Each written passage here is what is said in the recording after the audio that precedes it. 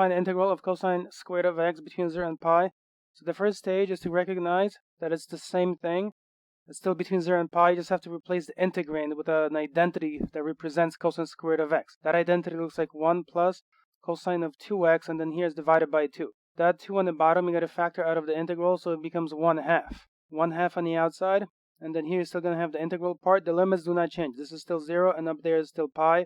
The only difference is the integrand now is just 1 plus cosine of 2x, and then here dx. So it's going to be equal to 1/2 on the outside.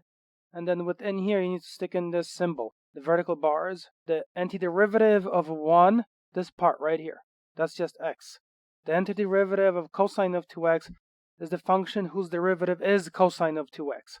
That function is the following: 1/2 sine of 2x. And then plug in the pi as the upper limit and then 0 as the lower limit right here. And then continue down below, for example, and then replace. So the first one will be 1/2. Put in some parentheses. When the pi goes in, for x, it's going to be first pi.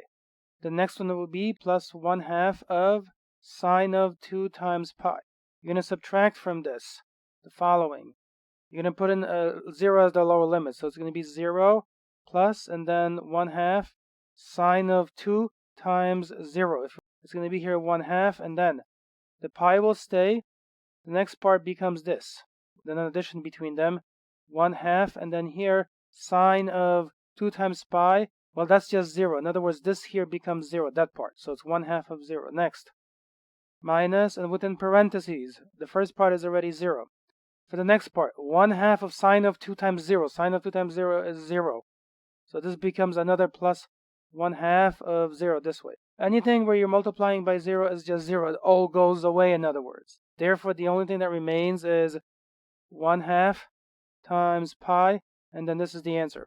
Please leave a like and subscribe. See you in another video.